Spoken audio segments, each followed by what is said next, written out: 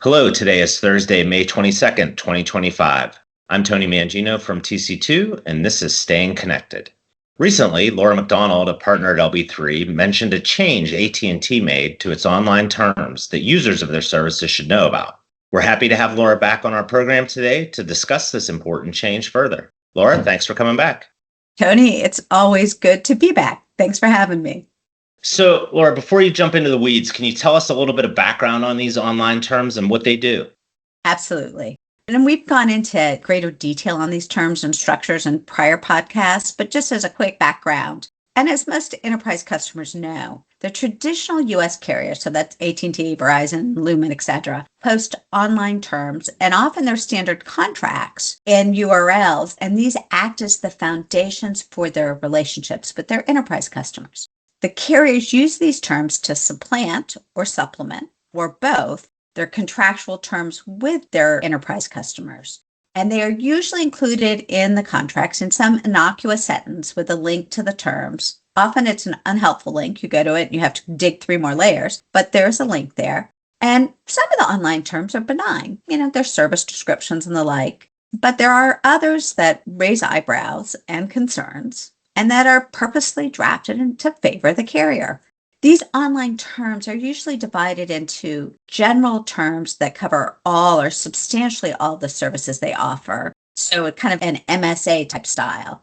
And then product-specific terms that go to the services themselves. If you don't address these terms and put in the proper order of precedence and protections, you could find that your actual contractual deal is much different than you thought it was. Or do these terms change or are they static? The carriers are constantly updating these terms. And if they have their way and the enterprise contracts allow it, they will make these changes without giving you actual notice. They'll just post it. So, Laura, you're going to tell us about a recent change? Yes. In mid-April, AT&T changed its general terms. So those are the ones that pretty much apply to all their wireline services. And these changes allow it much greater leeway to migrate services as part of what it calls technology migration. So is this related to AT&T's migration of legacy services?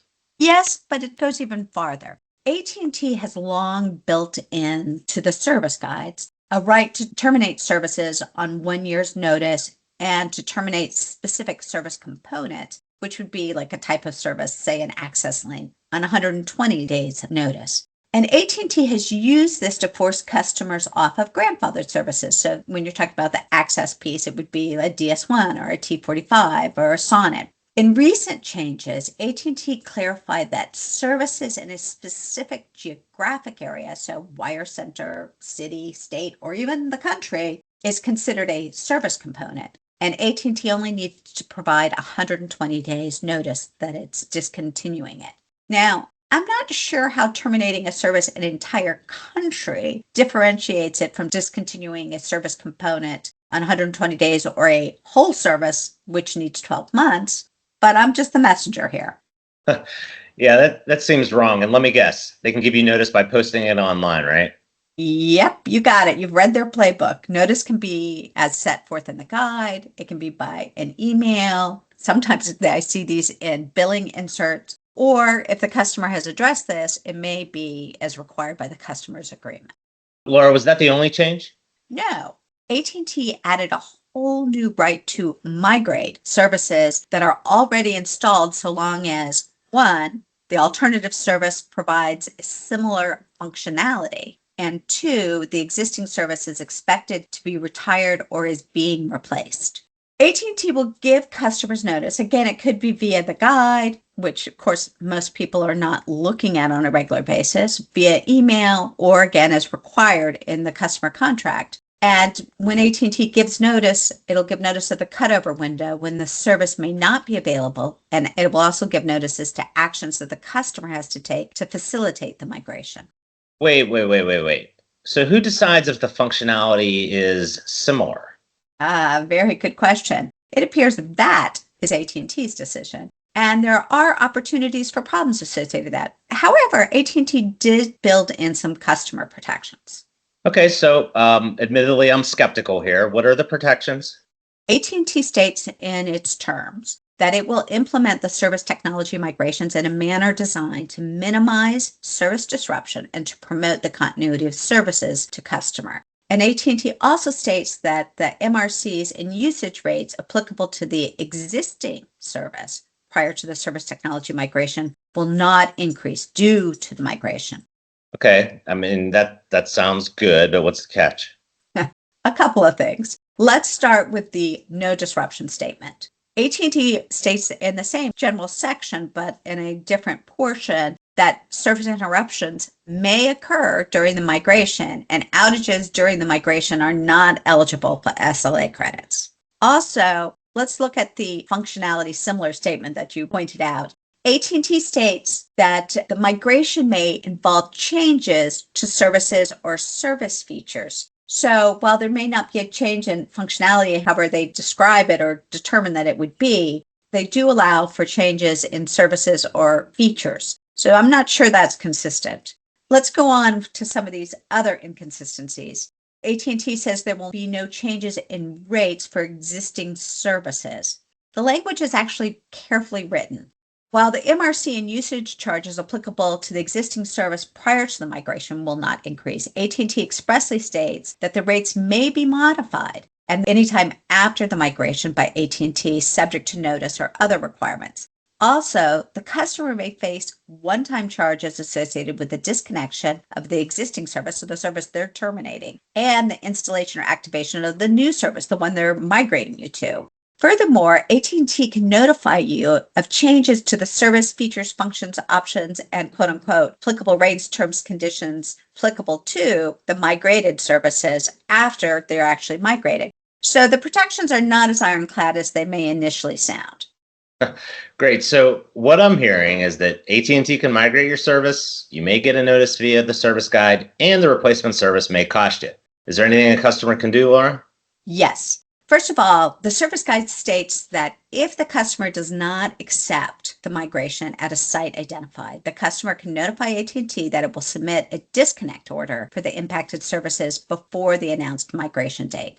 If the customer fails to act or see the notice, AT&T will go forward with the migration. So it's a bit of a catch-22. If you see it, you can't keep your existing service, you have to disconnect. And if you don't act, you get the new service.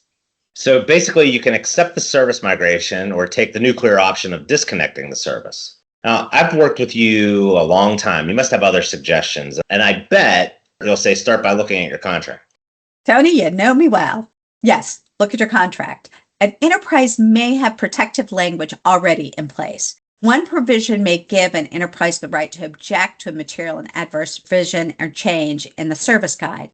Big caveat, often these are time barred, so if an enterprise is concerned, look and act ASAP. Second, when you're drafting your contract, draft provisions so that AT&T has to give you written notice to the right people who are going to realize how important it is with time to assess the situation and make a decision. And if you have critical services, consider getting AT&T to carve them out, or better yet, state that this provision doesn't apply to your deal at all. Another thing you might try and do is address migrations in your service schedule or MSA so that changes to the guide like this don't cause a crisis. And fourth, make sure that if you do have to disconnect an existing service based on migration, it's without liability to you. There are also some other ways you might be able to skin this cat, but most importantly, stay in front of these service guide changes and negotiate a strong contract so you're not the cat that's being skinned. Right. So, Laura, speaking of staying in front of the service guide changes, my colleague Keith Cook here at TC2 was describing to me another recent change in the AT&T guides that's having a material impact on the cost of their SIP voice service, or BVoIP as AT&T calls it. So a few months ago, AT&T increased the list rates for the concurrent call paths and the cost for interstate SIP voice usage. So if your contract only contains the discounts and the list rates for those services can float with the service guide, then the results approximately a 20% increase in the net rates for those SIP trunks themselves and for the usage. Yeah, like I said, Tony, if you don't pay attention to your contract and what it says and pay attention to what's going on in the service guide, you could find your deal is much different than you thought and much more expensive. We've talked about this a lot. It's best if it's a service you use a lot to have fixed rates in your contract.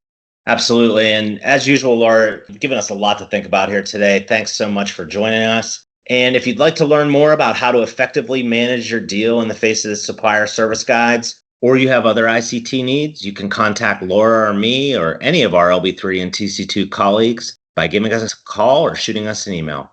You can also stay up to date by subscribing to Staying Connected, by checking out our websites, and by following us on LinkedIn.